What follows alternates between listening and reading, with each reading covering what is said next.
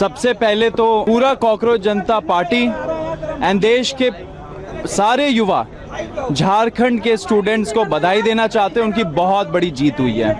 तो सारे झारखंड के छात्र जो इतने दिनों से आंदोलन कर रहे थे, पीसफुल तरीके से आंदोलन कर रहे थे, उन्होंने सरकार से अपनी मांगे मनवा ली। उनको बहुत बहुत बहुत कॉन्ग्रेचुलेशंस। आज सुप्रीम कोर्ट में एक बहुत इम्पॉर्टेंट हियरिंग हुई थी जो जुलाई 20 को जंतर मंतर में और जंतर मंतर के पास जो बर्बरता हुई थी युवाओं के साथ, छात्रों के साथ, उसके बारे में बहुत सारे पिटिशंस आए थे सुप्रीम कोर्ट में इन्वेस्टिगेशन मांगते हुए पुलिस के खिलाफ। उससे ही रिलेटेड आज एक महत्वपूर्ण हियरिंग थी सुप्रीम कोर्ट में। उसमें मैं भी शामिल था, हमारी जो लीगल अफेयर्स हेड है रत्ना सिंह, वो भी मौजूद थी। आज जो पिटिशनर्स थे उन्होंने सुप्रीम कोर्ट के सामने एक बहुत इंपॉर्टेंट स्टेटमेंट दिया। उन्होंने बोला कि सुप्रीम कोर्ट ने लास्ट हियरिंग में एक ऑप्शन दिया था कि अगर एफआईआर्स सारे प्रोटेस्टर्स के खिलाफ क्वॉश करने हो एंड अगर सरकार ने ऐसा गारंटी दिया है तो सारी सरकारें जो बीजेपी एनडीए की सरकारें हैं वो फ्री है वो करने के लिए, विड्रॉ करने के लिए एफआईआर्स। कोर्ट ने बोला कि हम सुप्रीम कोर्ट के तरफ से आर्टिकल 142 जो होता है कंप्लीट जस्टिस करने के पावर्स, उसको यूज करके सारे एफआईआर्स को हम सुप्रीम कोर्ट के तरफ से सब एक साथ ही क्वॉश कर सकते हैं अगर आप चाहे तो आज जो पिटिशनर के साइड से लॉयर थी वृंदा ग्रोवर जी, उन्होंने एक स्टेटमेंट दिया, बोला कि सुप्रीम कोर्ट को आर्टिकल 142 पावर यूज करके सारे जो एफआईआर्स है प्रोटेस्टर्स के खिलाफ वो क्वॉश कर देना चाहिए एक बार में। तो एक झटके में सारे एफआईआर्स देश भर में वो समाप्त हो जाते हैं। साथ साथ वृंदा ग्रोवर जी ने ये भी बोला कि सरकार को भी इस पे कोई भी ऑब्जेक्शन नहीं होना चाहिए, क्योंकि जुलाई 25 को जब हम लोगों ने प्रोटेस्ट कॉल ऑफ किया था तो पूरे देश भर के सामने नेशनल मीडिया के थ्रू हमारे साथ बैठ के प्रेस कॉन्फ्रेंस में जो सरकार के रिप्रेजेंटेटिव्स थे जेपी नड्डा जी और जितेंद्र सिंह जी ने एक्सेप्ट किया था सारे डिमांड्स। उसमें ये भी डिमांड था कि एफआईआर स्क्वॉश होंगी और कॉम्पनसेशन मिलेगा, सारे फैमिलीज को एक ऑनरेबल कॉम्पनसेशन मिलेगा। तो जब ये उन्होंने स्टेटमेंट दिया सुप्रीम कोर्ट में वृंदा ग्रोवर जी ने, तो गवर्नमेंट ऑफ इंडिया के तरफ से कुछ रिस्पॉन्स ही नहीं आ रहा था। उन्होंने बोला, सरकार का यह बोलना था कि हम सोचेंगे इसके बारे में, हम देखेंगे कि कैसे हो सकता है। सुप्रीम कोर्ट तक, आज सुप्रीम कोर्ट के जजेस ने 3 बार बोला कि आप हमें एक एफआईआर का लिस्ट दे दीजिए, सारे स्टेट्स को एक एफआईआर का लिस्ट दे दीजिए, उसमें जो बहुत संगीन अपराध के क्रिमिनल्स है, अगर ऐसे कोई असामाजिक तत्व आए थे, हार्डेंड क्रिमिनल्स जिनके खिलाफ रेप, मर्डर, डेकॉइटी ये सब लगाए, तो उनके एफआईआर एक सेपरेट कर दीजिए एंड जो प्रोटेस्टर्स के खिलाफ एफआईआर है उसकी आप लिस्ट दे दीजिए। जब वो लिस्ट मिल जाएगी हम लोग सारे एफआईआर को क्वॉश कर देंगे। लेकिन सरकार मान नहीं रही है। सरकार ने कमिटमेंट आज नहीं दिया सुप्रीम कोर्ट को कि वो ये देने वाले हैं। सुप्रीम कोर्ट ने 3 बार सरकार से आज बोला कि आप हमें ये लिस्ट तो देंगे तभी तो हम क्वॉश करेंगे। तो सुप्रीम कोर्ट भी चाहती है कि छात्र को, युवाओं को प्रोटेक्शन हो, उनके खिलाफ जो एफआईआर्स हुए पूरे देश भर में उसको हटाया जाए, विड्रॉ किया जाए, क्वॉश किए जाए। पिटिशनर्स के साइड भी जो है वो भी चाहते हैं ये हो, लेकिन सरकार का मंशा ये नहीं है। सरकार डिले कर रही है, सरकार डिले गेम्स खेल रही है हमारे साथ। ये छात्र बिल्कुल बर्दाश्त नहीं करेगा। जुलाई 25 को सरकार ने पूरे देश भर के सामने कमिटमेंट दिया, अगर कमिटमेंट दिया तो उसको ऑनर करना पड़ेगा। आप ऑनर नहीं कर रहे हो इतने सारे आपने जो कमिटमेंट्स दिए कॉम्पनसेशन के बारे में, एफआईआर्स के बारे में, तो आपने पूरे देश के साथ विश्वासघात किया है। आप सुप्रीम कोर्ट में अगर स्टैंड नहीं ले रहे हो तो विश्वासघात कर रहे हो आप युवाओं के साथ। हम ये बर्दाश्त नहीं करेंगे। एंड मैं आपको फिर से बताना चाह रहा हूं कि इतने दिनों से सरकार डिले कर रही है। सरकार के जो रिप्रेजेंटेटिव्स होते हैं उनके साथ हम लोग की मीटिंग होती है, उसका डिटेल रत्ना सिंह आपको देंगी, लेकिन वो मीटिंग्स भी नहीं हो रही है। सरकार का मंशा नहीं लग रहा है कि वो अपने कमिटमेंट्स को ऑनर करे। अगर देश के युवाओं को फिर से सड़क पे उतरने पे मजबूर करेंगे तो इस बार सरकार के लिए सही नहीं होगा। भाजपा सरकार ने कमिटमेंट दिया था, उस कमिटमेंट को ऑनर करिए। इससे हम आपके माध्यम से बता देना चाह रहे सरकार को कि अगर आप अपना कमिटमेंट्स पे तेजी रफ्तारी से आप कुछ दिखाते नहीं हो स्टेप्स, अगर मीटिंग्स नहीं करते हो और सुप्रीम कोर्ट में क्लियर स्टैंड नहीं लेते हो, अगर आप सुप्रीम कोर्ट को लिस्ट नहीं देते हो एफआईआर्स की जो क्वॉश होनी है, तो फिर कॉकरोच जनता पार्टी का जो नेशनल वर्किंग कमेटी है उसका हम लोग फिर से एक बहुत इंपॉर्टेंट मीटिंग करेंगे एंड उसके बाद हम लोग डिसाइड करेंगे कि आगे क्या स्टेप्स लेने चाहिए। अब हम लोग पूरे देश भर हम लोग नेशन वाइड जा रहे हैं, नेशन वाइड हमारा लिसनिंग टूर भी है, नेशन वाइड हमारा स्कूल ठीक करो कैंपेन भी चल रहा है। सरकार को डिसाइड करना पड़ेगा कि सरकार अगर विश्वासघात कर रही है देश के युवाओं के साथ, देश के छात्रों के साथ, तो फिर क्या कॉकरोच जनता पार्टी को ये विश्वासघात वाली बात को अपने एजेंडा में लाना चाहिए या नहीं लाना चाहिए। ये पूरा डिसीजन सरकार के ऊपर डिपेंडेंट है। सरकार को सोच लेना चाहिए कि क्या करना है। ऐसे आप देश के युवाओं के साथ विश्वासघात मत करिए। मैं आपको फिर से चेतावनी दे रहा हूं, जो आपने कमिटमेंट्स दिए उसको ऑनर करिए। सुप्रीम कोर्ट चाहता है सारे एफआईआर क्वॉश हो, वो क्वॉश करवाइए, लिस्ट दीजिए सुप्रीम कोर्ट को। हमारे से जो बात करनी है आप करिए, हम भी आप असिस्ट करेंगे। हम लोग शुरू से जो स्टेट्स में नोटिफिकेशंस निकले हैं, जहां पे स्टेट्स ने बोला है, कई सारे स्टेट्स ने बोला है कि एफआईआर विड्रॉ होंगी, उसका लैंग्वेज तक हम लोगों ने सरकार को बोला कि ये लैंग्वेज होना चाहिए, ऐसे लिखना चाहिए, ऐसे स्टेटमेंट्स होने चाहिए। उसके बेसिस में सरकार ने नोटिफिकेशंस निकाला, तो ये बहुत बड़ी जीत है युवाओं की। लेकिन सारे मांगे पूरी होनी चाहिए। कॉम्पनसेशन में आपने क्या किया है अभी तक? क्या आप एमपी एमएलए खरीद लेते हो 50-50 करोड़ देके, आप हवाई जहाज खरीद लेते हो हजारों करोड़ देके, आप 20,000 25,000 करोड़ का वैनिटी प्रोजेक्ट बना लेते हो सेंट्रल विस्टा करके, लेकिन आपके पास फैमिलीज को एक मुआवजा देने के लिए पैसे नहीं है। इतने दिन लग जाते हैं। देश का युवा ये नहीं सहेगा। मैं आपको फिर से चेतावनी देना चाह रहा हूं, please mend your ways, otherwise we'll be again forced to take some action. एक मिनट, रत्ना सिंह एक बार आप बता दो। We'll do that. We'll answer all the questions. We'll answer all the questions. बातचीत कर रहे थे, उनको जो यूनियन का ड्राफ्ट था वो हमने पूरा अपने तरफ से लॉयर्स के थ्रू वेट करा के पूरा दिया था। हमारी जो लास्ट मीटिंग हुई थी वो अगस्त 2 को हुई थी।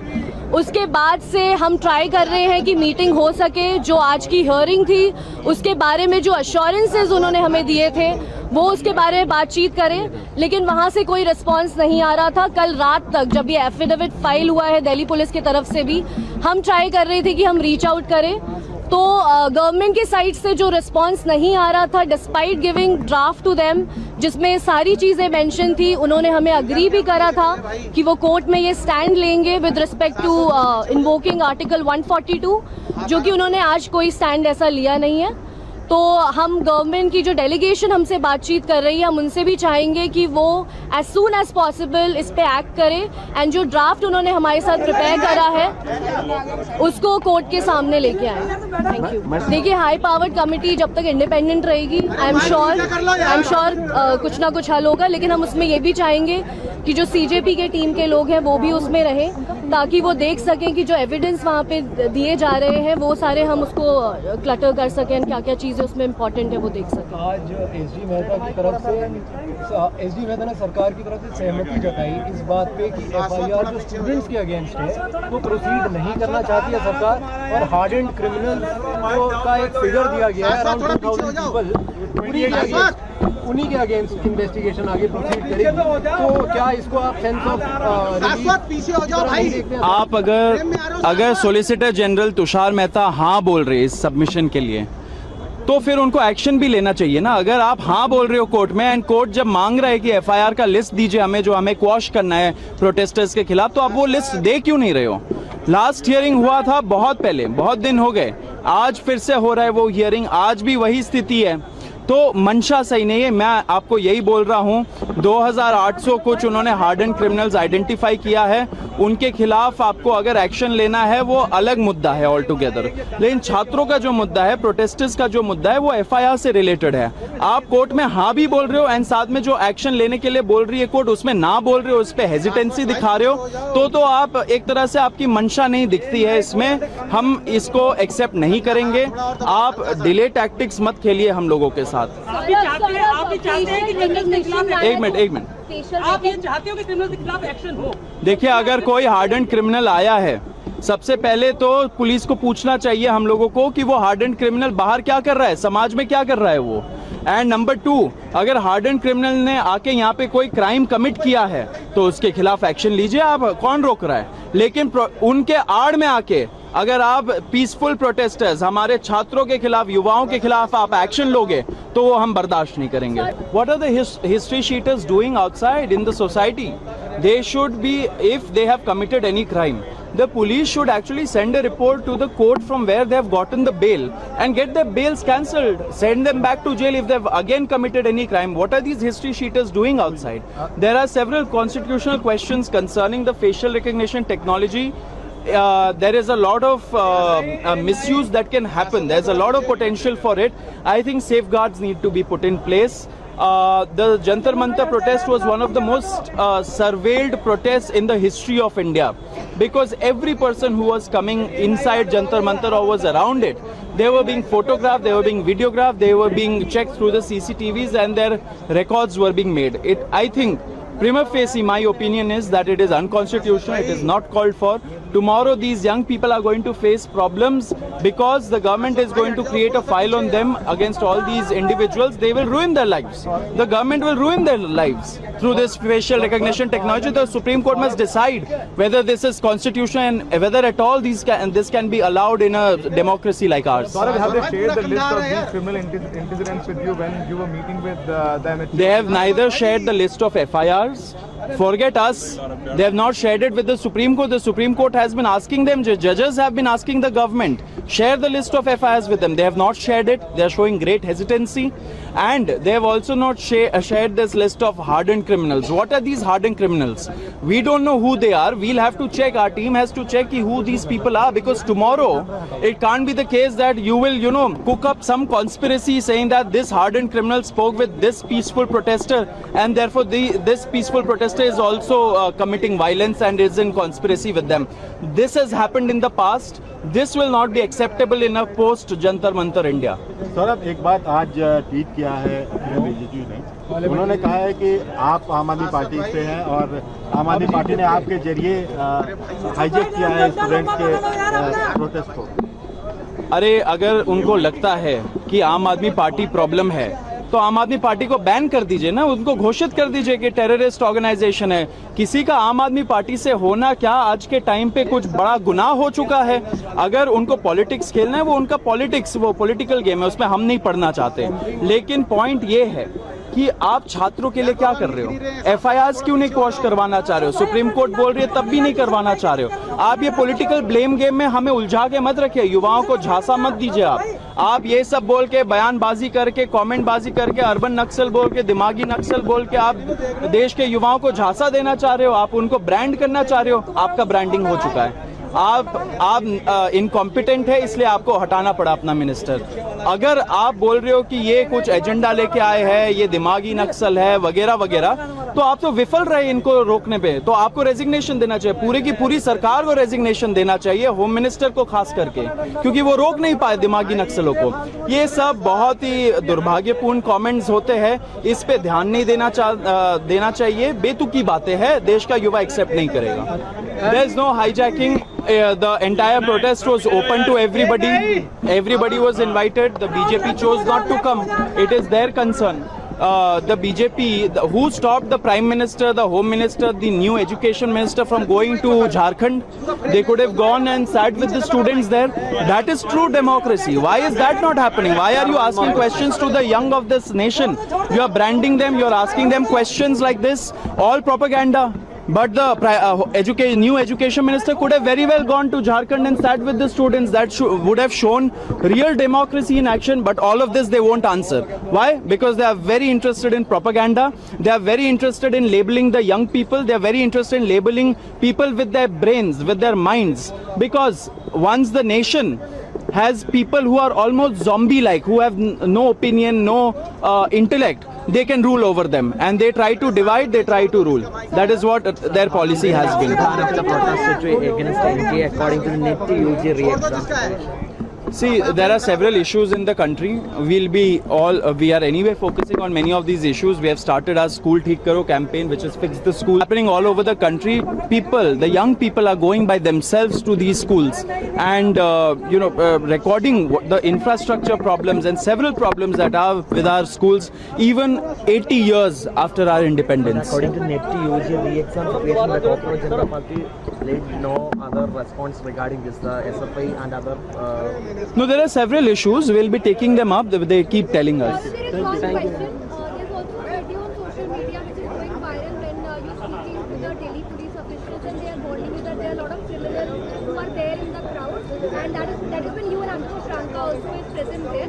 People are raising questions that the police are till you move forward with that. I just want to add to this question. Delhi police in its affidavit also today told that they did not give you the permission for the Sansad march, and now we are seeing those videos also doing the rounds. So what do you think? See, everybody, I would say, आप लोग should I say in Hindi? मैं आपके माध्यम से फिर से बताना चाह रहा हूँ पूरे देश के जनता को, सारे युवाओं को, परमिशन मत बोलिए। आप प्रोटेस्ट कर रहे हो, आप परमिशन, आप भीख मांगोगे सरकार से जाके कि आपके खिलाफ हम 2 घंटे प्रदर्शन कर ले जी, ये करेंगे आप? ये हमारा संविधान हमें अधिकार देता है कि राइट टू प्रोटेस्ट पीसफुल तरीके से अगर आप प्रोटेस्ट कर रहे हो, किसी को परमिशन देने का जरूरत नहीं है। हम लोग पीसफुल प्रोटेस्टर्स थे, पीसफुल तरीके से प्रोटेस्ट किया, पूरा कोऑपरेशन के साथ प्रोटेस्ट किया। दिल्ली पुलिस के साथ हम लोगों ने पूरी तरीके से कोऑपरेट किया था। आपने वो वीडियो देखा, वीडियो का जिक्र किया, वो तो दिखाता है, वो तो प्रूफ है कि हम लोग कोऑपरेट कर रहे थे पुलिस वालों के साथ। जहां पे थोड़ा सा क्राउड आगे बढ़ रहा था हम लोग रोक रहे थे, जहां पे क्राउड उत्तेजित हो रहा था हम जाके रोक रहे थे। तो इससे ज्यादा कोऑपरेशन का क्या प्रूफ होगा? दिल्ली पुलिस ने ये जो वीडियो है वो लीक किया होगा, अच्छी बात है, उनका ही केस खराब हुआ क्योंकि वो हमें पूरे देश को दिखा रहा है कि हम कैसे कोऑपरेट कर रहे थे पुलिस वालों के साथ।